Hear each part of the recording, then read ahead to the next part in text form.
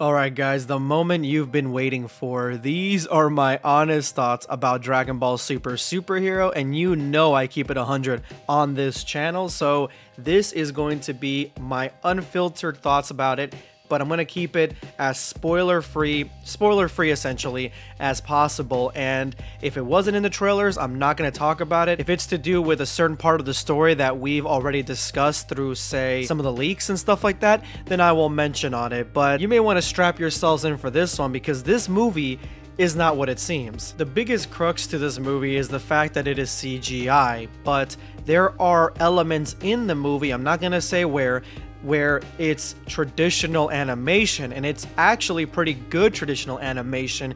It's not Shintani, but it looks really awesome, especially on the big screen, especially the fight scenes.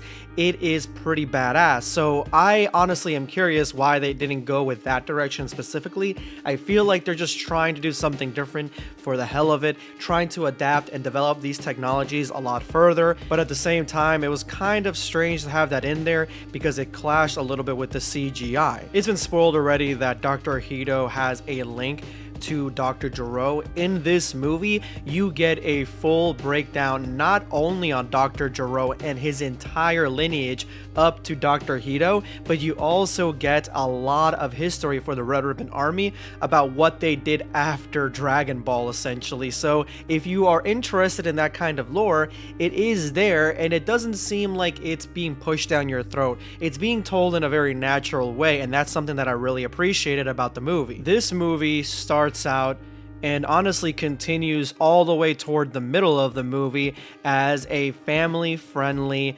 light-hearted movie. Not serious at all. And that honestly surprised me, because the last time we had something like that was Battle of Gods, and Battle of Gods to me was one of my favorite Dragon Ball Z movies, so I really did like that here. It just felt so goofy, but in a nice and slick way. The pacing of the movie is very fast. It is very fast, but at the same time, it doesn't outpace itself. It's not something that you're going to be like, okay, where are we? What are we doing? No, it honestly flows very nicely, except for the ending part. The ending part escalates quickly, guys. It escalates significantly out of nowhere. And of course, there are things that are being set up in the first part of the movie and the middle of the movie. Few little notes here and there, but honestly, I feel like having one villain be a lot scarier than the rest, having him be intimidating at some level, because really none of them are, would have brought me to that ending part of the movie a little bit more smoothly, because it's extremely jarring what happens at the end compared to what happens in the very beginning or the middle of the movie. It's almost like it's a completely different movie, and it feels like that.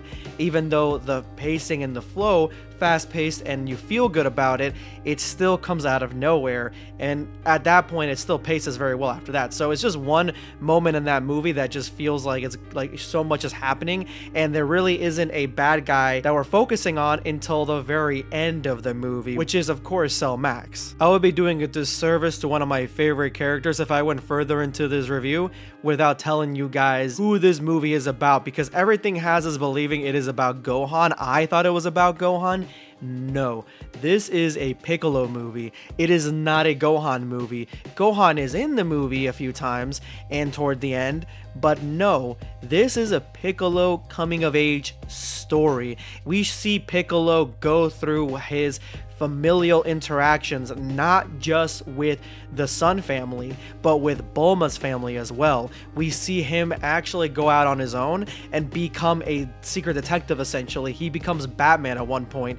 This is a character that has been given a lot of love and a lot of attention, and I'm honestly glad that he got a new transformation, because he deserves it. After this movie, he deserves it. I was kind of on the fence a little bit of how he got it. I'm not going to go into details about how he got it here, but regardless of how he did get it, it makes sense that that would be the conclusion up to that point, because he has been basically the main character since the very beginning of the movie. So anybody that tells you different, nah, this is not a Gohan movie, this is a Piccolo movie. Which leads me to Gohan. Gohan honestly is a really good supporting character in this. He is really funny. He has a lot of cute scenes with a lot of the family members, and when he finds out, which this was in the trailers, when Pan is taken away, yeah, he just goes berserk, and it's fucking hilarious when he does so. So Gohan, honestly, like, he is definitely a good wingman for this movie, and up to this point we really don't know much about the ending transformation, like, at all, so I'm not going to really comment too much on it, but there is a moment where you're like,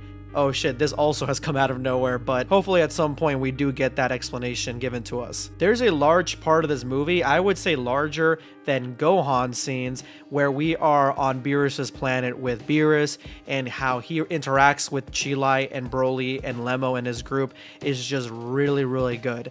And honestly, that was like the anchor at the very beginning of the movie for me to really get invested, because we all want to see what Broly and Goku and Vegeta are doing, and we find out that Goku and Vegeta are still basically in this rivalry. They are striking at each other, they're fighting, and we don't really get to see who is the victor until the very end, but it showcases that they are basically neck and neck now. There is not one that is stronger than the other. That's kind of what it's being pushed, besides toward the end where, you know, something happens where, you know, I'm not going to spoil that part, but the rest of it is really, really good. Beerus's planet, Beerus falls in love with Chilai right away. It's like love at first sight. And so all the Beerus and Chilai scenes are really, really cute.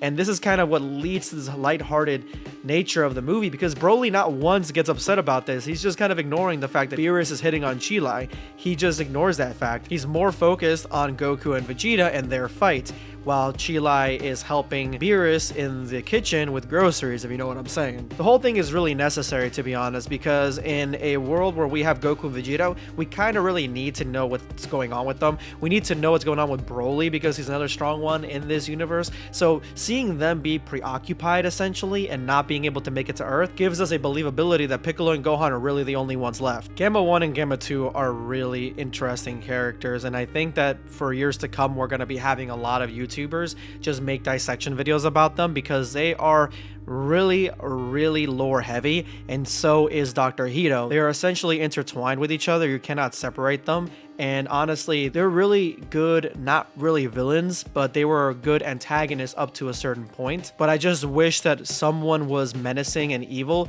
in this crew. You would think it'd be Magenta, which is the guy for the Red Ribbon Army, whose whole plan is everything.